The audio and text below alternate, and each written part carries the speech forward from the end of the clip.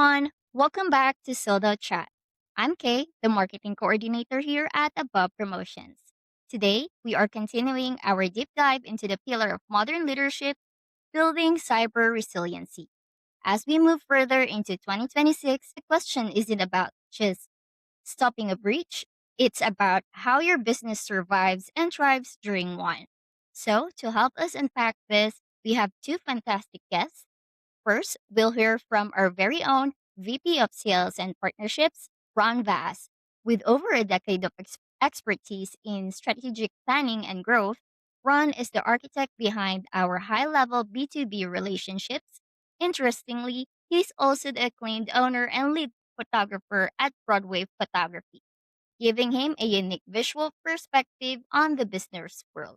Hi, Ron. Hey, Kay. It's great to be here today. And we're honored to have Peter Bagley, a retired Army information system analyst with 40 plus years of IT experience.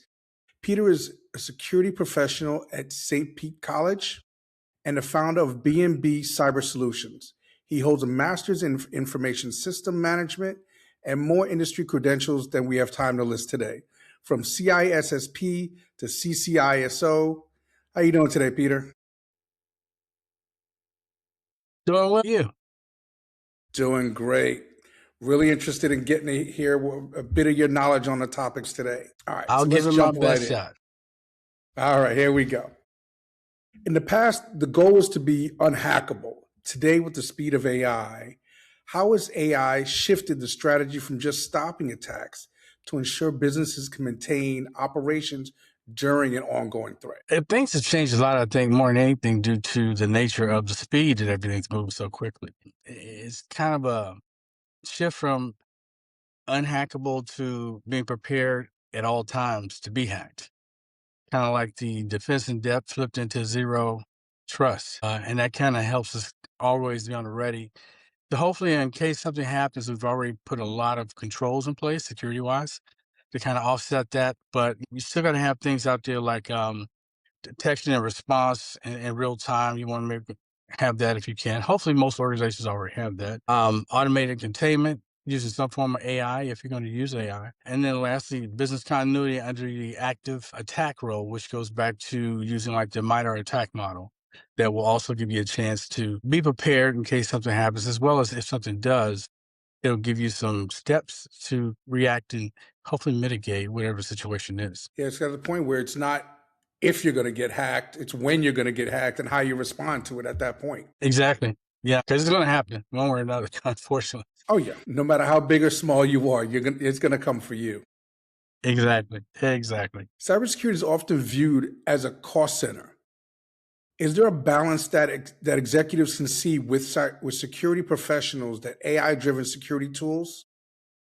With this mix, can there be competitive advantages or just another line item on the budget? I think it could be both, depending on the organization and how they're utilizing what they already have.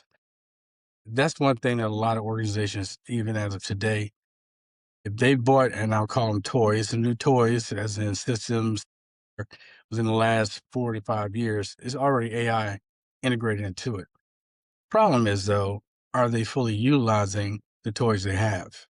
And that's where they kind of come into a situation where it could be a cost issue, because then you're out there, one, duplicating what you already have, instead of trying to find out, does this allow us, whatever this is, to move forward and do the things we want to do? If not, then you look at alternatives.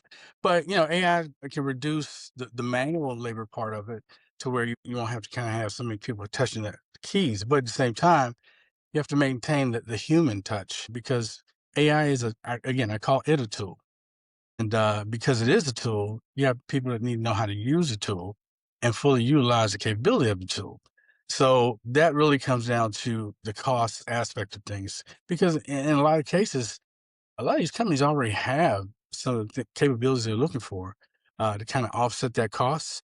They just need to do training, get their people trained up on what those capabilities are, because there goes another aspect of it. Yes, there's a cost, but the cost of training someone compared to buying a new product is a lot less than you would do if you're going to buy a brand new product. I think from a lot of organizations that I've spoken to and that I've either worked with or worked alongside of, The issue a lot of times comes down to the fact that a lot of them, like you said, they have the tools, they're not using it to its ultimate capabilities, and they're looking at it to say, okay, it costs Hmm. too much money for this extra add-on within the same tool. But at the end of the day, that one tool that you may spend an extra five, $10,000 on is that's the hole that in your security system that somebody hacks into, that can cost you millions or cost your entire business right there. Yeah, I can agree with you relating to the loophole factor. But see, that goes back to from the very beginning, the basics of, we'll say, asset management is knowing what assets you have. And if you don't know what you have, one, it's hard to protect them. And then two, uh, you don't know exactly what you need to protect. So you got to make sure you cover your base first and knowing what all your assets are that you're working with. If you got that, much easier to kind of work from that point on. And if companies step back and do an honest risk assessment, and look at what they have, and then they do a business impact analysis and kind of plan out what their priorities are and what capabilities are needed to maintain productivity, then that helps a lot. That allows them to now step back from a quantitative analysis standpoint and make sure that they can quantify cost for whatever this thing they're trying to get that they may not already have. And if they do, then they save a lot of dollars. They can now recycle those dollars to something else. I definitely agree with that point, Peter. So we are seeing a literal arms race between malicious AI and defensive AI. At the strategic level, how should a company decide when to adopt a new AI security tool without falling into the trap of shiny object syndrome or overcomplicating their tech stack? Yeah, everyone likes the new toy, shiny object. I agree 100% with you on that. And that's sometimes a downfall. Um, from a strategic standpoint, because again, you're looking at the long range aspect of how is this going to help you. Uh, you want to look at, what you're working with, and your mission assignment, whatever your mission is relating to your organization. Um, you want to make sure you're tracking where you're going in that mission statement and still fulfilling it with these things that you're looking at. So, you ask yourself, does it solve a real and define risk issue for me right now? If I were to get this new capability, hopefully, maybe not. Going back to analyzing and assessing what you have. Integration capability, does it fit into the existing ecosystem that I'm using as far as this new shiny object that I'm looking at trying to get? Because it may look nice, but it's kind of like, you go out here and you buy a souped up Ford F-150 and your garage is just big enough for a Fiat, a little small vehicle, like a Mini Cooper. You got a problem there. That big truck's never going to fit inside that garage. So that's the same type of scenario you're looking at, is relating to, does this capability fit into how we operate, our ecosystem of things? And it may not. And it may be one of the best things on the market, but you need to find maybe some alternatives to kind of help you still get to where you're trying to get to. And lastly, I think operational maturity is another big part of it as well, because the people are what drive the process. So you also have to look strategically, as in, okay, if I get these new capabilities, going back to what I was saying earlier, do I have the right skill tool set of people that can maintain it and manage it and grow it? And if I don't, then that's another cost factor you got to add, because if you want that SME, as we call subject matter expert, you're probably going to have to pay for them. And if that's not in the budget, along with the new shiny object you got, then that could be a problem. And lastly, I always say training, because one of the things I always been involved on relating to the procurement side of the house, whenever you buy something new, you want to make sure you have training that comes with it for the people who are utilizing it, or for people who may be utilizing it in the future. That helps offset costs as well, because it's easier to send 2 or 3 people to school compared to trying to create a brand new product and teach a brand new group of people how to use it. Yeah. Having the right people and with the right knowledge is very cost effective. But yeah, definitely. And speaking of that, as we hand over more decision making power to automated AI systems, such as automatically blocking users or shutting down servers, what strategic risk do false positive pose? And what is the potential impact on the trust of customers and partnerships? Well, as we know as individuals, our name is really all we have. Your name is your brand, your name is how you're trusted. And that's a huge part for any company or corporation. is your name. When you start looking at things like false positives, that means that something's coming up that should not be looked at as good, and it isn't. But due to the technology of what you're using, the knowledge of the people who are programming it, it may not be hitting that sweet spot.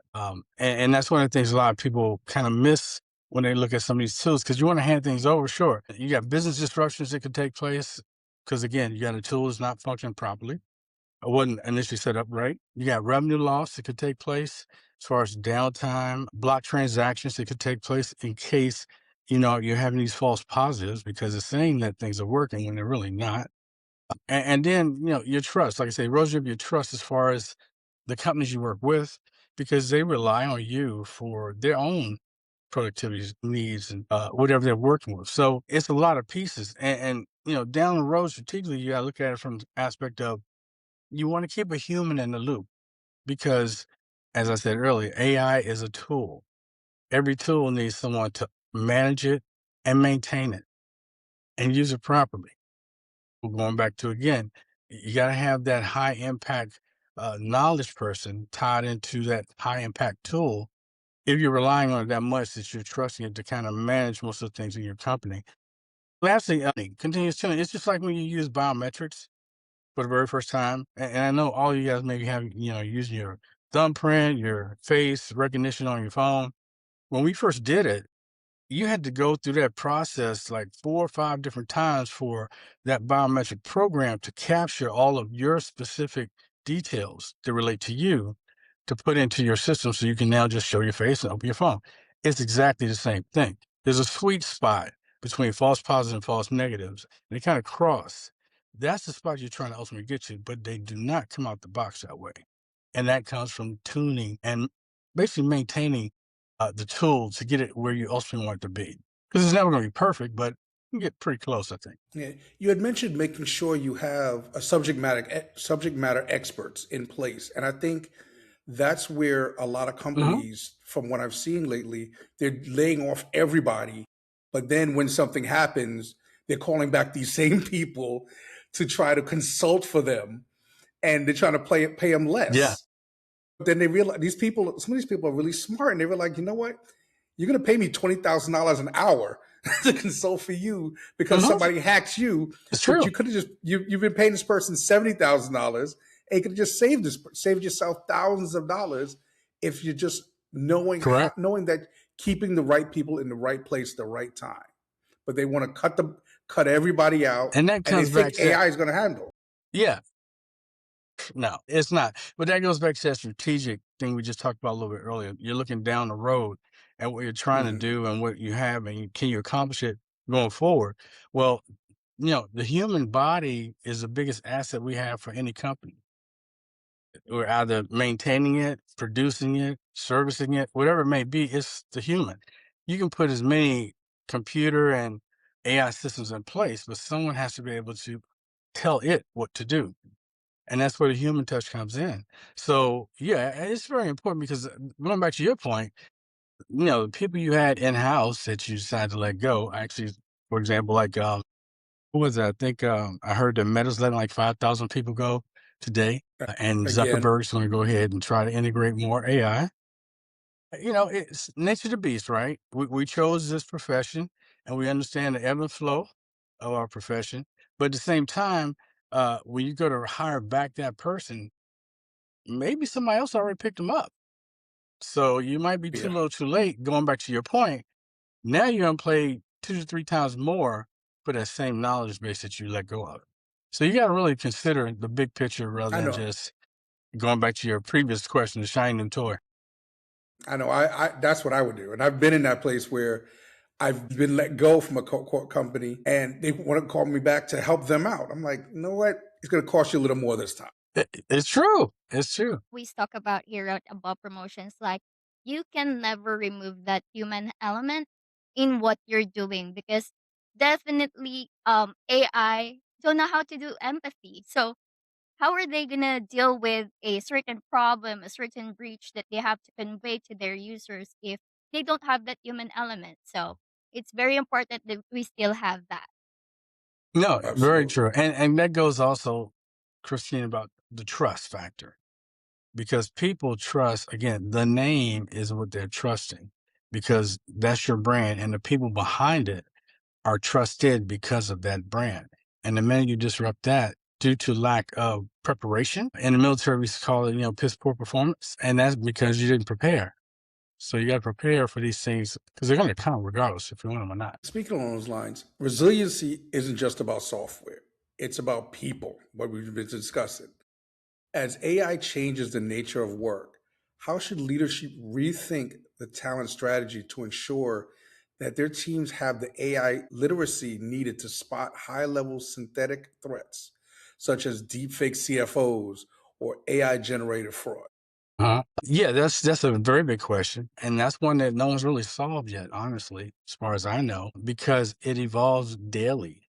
There's always some new form of defect being created. There's always some form of a ransom attack being created. I mean, you can now, as you have software as a service, well, there's a ransomware as a service. You can go buy it Mhm. and use that to attack somebody else. So, that piece is going to be hard for leadership to capture. Again, you just have to kind of look at what is your mission and what do you need to secure as much as you can, having the right controls in place. And again, I always go back to training, and probably because the teacher in me, I've been teaching for almost 40 plus years in different capacities. But, if you don't train your people right, they can't help produce what you imagine could take place. And it's not to the fault of their own. You can't blame someone for something they don't know about. And then you got to teach the C level, the C suite, as you say, the executives, about the importance of these different things that are taking place. Why you're training the people, your finance team, they have to understand all the dynamics of what's going on too, because now you're talking budget issues. And of course, people are hacking into systems that have money because money is what they're ultimately going after. So it's education. You really got to take care of your people and let them know what's going on. And then the other thing, embedding security awareness into your day-to-day operation. The audit and assessment world, or readiness mode, if you were to say, that's one of the biggest things. Security should be looked at first rather than in the middle of a project being created or at the end. It's a little too late by that time because you probably miss a lot of things that could have helped earlier in the process. So if you're integrating security into your overall ecosystem of how you operate, then you're educating your people, which is a big piece of it. And, as far as the things like, the deep fakes and all the things you talked about, they're not going anywhere. They're going to increase. And unfortunately, AI, as we've been talking about, is going to help leverage that to move even faster. So really training and educating your people is the only thing you can do. It's just like a phishing attack. If you're not doing phishing attacks through your own Outlook exchange mail capability, then how do your people know what to look for when something really comes down? That's a process that has to take place today, regardless. And all these other things we're talking about, they eventually will fall into that same line. And actually, they already are. We're just kind of behind the power curve a little bit as far as catching up with them. I definitely agree with training your people, educating them. As always, with change being the only constant thing in the world, we definitely Yes, should keep on training, keep on learning these things. Especially right I agree. now in the digital Yes. world, everything is so quick. And that's the So, problem. I mean, with a snap of a finger, you're worldwide. exactly, exactly. Actually, me right now, I'm actually located in the Philippines. So, Oh, see, everything here we should be are. lined up. You have to have that unified communication Yes, across your company. I So, agree. what should those entering the field expect to see and know, considering the rise in AI tools and vulnerabilities? Like many people are concerned that a degree in cybersecurity may not be helpful for those entering the field.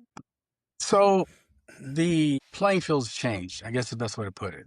The way we used to play the game of going to traditional ed, as in your degree, go to college, get out, get a job, those days don't really look the same. Nowadays, you want people to have more hands-on skills, more certifications. I have kids that come out of high school that have CompTIA A plus, Network plus, and Security plus, for example. That's coming out of high school, no degree, and they can walk into a $60,000 a year job just with that alone and hands-on experience. So that's how it's evolved. And as you look at incorporating AI into this, you need people that can understand, first of all, the basics. What makes a computer work? What is a network? Because, like you said, you're in the Philippines right now, where we weren't on a good network backbone, we couldn't talk at all. And I tell people you can have as many cloud instances as you want. If your network's down, you can't get to it. It's unavailable. So, but those basic things people need to know about, as well as, basic security things that can kind of help not only just at work, but also at home, keeping themselves mentally in tune to the things that are going on around them. And as far as some of that knowledge, you want to have AI assisted tools, but like I said, you want to again have a understanding how they're going to be used, and then you also want to look at critical thinking as far as the analyst goes. AI still needs some type of human judgment. It can go in and produce a whole lot of things. You can bring in a sim tool, have AI pull all of your aggregates down, your threat feeds, and give you a single pane of glass to look at. But some human has to look at that because it's just going to provide you the data. So that's where you want to make sure you have your people in place that can help you out with that.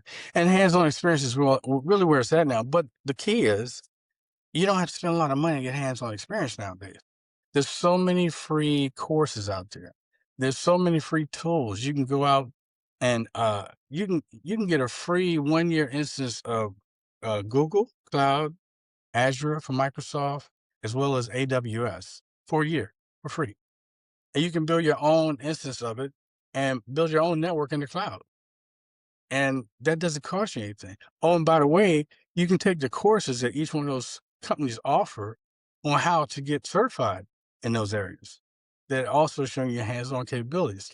And then you can also go out and get VirtualBox and you got a couple of laptops hanging around the house, connect them up together, and you can build a full-blown network right in your house that gives you a lab, somewhere to test. And one of the things, because I do a lot of career coaching, is that people, they're afraid that, okay, I don't know it. Well, that's not always true.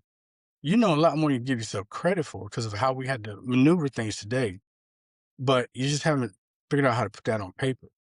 So if you have a lab at home and a company says, okay, do you know how to use Splunk, which is a SIM tool, for example, and you took a class from Splunk for free and you're using all their products for free, then yeah, you know how to use Splunk.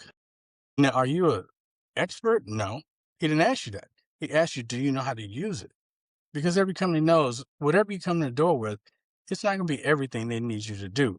But you have a strong base in place, which saves them a whole lot of time. I agree with that one. With everything like being available right now on the internet, unlike before that we have to go to libraries, it's Uh-huh. very easy to learn these new things. Yeah. Yeah. I mean, even LinkedIn Learning out there, it's free if you get an account on LinkedIn. And if you're military, they give you 1 year free of LinkedIn Learning. Doesn't cost you anything at all. You just got to sign up. And they got tons and tons of classes out there for any subject you can think of, from Python all the way down to being developed operations as far as security goes, as far as DevSecOps. So yeah, a lot of things are out there. Mm-hmm. That's right. So, if you were sitting in a board meeting today, what is the one non-negotiable AI security pillar every company must have in place in 2026 to ensure they remain viable and resilient in an increasingly automated world? Yeah, that's a good question. Because we have so many different tools that are out there. I think one of the biggest things is you want to be able to have not just a plan on paper of how you're going to do things. You want to kind of sketch things out a little bit and have a living capability in place that you can kind of grow and build. And along that process, the whole organization is going to have to learn and grow as well because there are no static environments anymore. Everything is very dynamic. It evolves in a matter of hours or a day, and you're constantly trying to catch up. And realistically, you never will catch up. But what you end up doing is trying to make sure you are operating to the full capability of what you have and the people you have working with you. The AI powered detection and response tools are awesome. They can help you out a lot because that saves a lot of man hours from a security analyst going out and try to cover in that information. And if it can produce it to where the analyst can now evaluate it much quicker, you just save a whole lot of time trying to find out where the threat came from. So that's a plus. Automated playbooks also help if you have something like that in place, because they then can kind of do some of the human uh, manual aspects of things quicker. Once you program a playbook, but oh, by the way, someone has to be smart enough to program a playbook. We'll start there too. But once that's done, it's going to run constantly, just like vulnerability scans. You can use a tool like Nessus. As long as you set up vulnerability scans on a schedule process of how often you want to scan, what devices and capabilities you want to scan, it'll produce it for you. So there's a lot of good stuff out there, because in the end, we're all trying to get a better picture of, okay, when something does happen, what do we do? Or how quickly can we get back up? How much is going to affect productivity as a whole? So when you're looking at your things like recovery objectives, as far as the time and the point of the objective, as far as recovery point objective, how quickly can we get there? Well, AI and those tools can help you get there faster. But the manual aspect still is going to have to take place somewhere in there. So I think the biggest thing is having an organization is communicating, one, open to understand the way the technology is moving and how swiftly it's moving. And the C-suite, which is, of course, your executive level group, they're the ones that control the checkbook. But the people on the ground are the ones who bang the keys to keep the car running. And if there's no continuity between the two of them, you're dead on arrival. It's not going to work. Your company's not going to progress, because you have to be able to listen to the people on the ground what they need. And at the same time, in our business, we call it trust but verify. You trust them, but you want to verify if it's something you really need or not. So you have to spend that big money that you may not already have budgeted, because it's something you have to have like today. So there's a lot of factors going to it. But again, communication is the biggest piece as far as what I can see, and having organizations open enough to be nimble and agile to move with it. I definitely agree with that one, Peter. I also like to add something that I always take to heart as the marketing coordinator here at Above Promotions. Whenever we take a new technology, a new tool that we wanted to use in the company or with a client, we always ensure that we review that privacy policy. So you never go wrong with reviewing everything. Like even a regular review, even you've been using it for years, you have to make sure that you always do that review. And another I agree. one is making sure that you have this crisis management in place.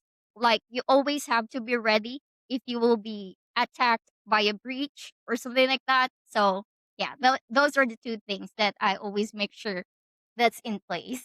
Those are very smart things to look at, as well as a lot of companies don't realize you need to have a PR person, because the C-suite or the CEO, CFO, CIO, any of those CIs, they may not be able to talk to the public about things that take place, as in ransomware or various incidents that may take place. Could be a disaster recovery situation. We're here in Florida. We had 2 hurricanes back to back. Who would ever have thought that was going to happen? But that's the reality, and it also wiped out some companies that had on-premise capabilities. They weren't all in the cloud. So how do you address your stakeholders that you work with, the companies that are trusting you, as we just talked about earlier? And that's where it's always good to have someone in that realm that can speak just enough to keep everybody satisfied and show you're making progress in resolving the issue, but not too much that puts your name and your business brand on the line. That's why they need to keep Above Promotions on their speed dial. I did. There you go. Great segue. That's right. That's right. That was what I was about to say. And we didn't practice that. Thank you See, so everything much, just Ron flows and Peter, properly. for your incredible insights today. It's clear that resiliency is a blend of technical hardening and human strategy. So, to recap, we discussed the shift toward operational continuity, the business value of security as a trust signal, and why AI literacy is the new baseline for talent. So, if you're looking to audit your own AI governance, visit abovepromotions.com or connect with Ron Vass and Peter Bagley on LinkedIn. So check out our other episodes on Spotify and YouTube. Thanks for tuning in to Solo Chat, and stay strategic, stay resilient, and keep winning. Thanks a lot.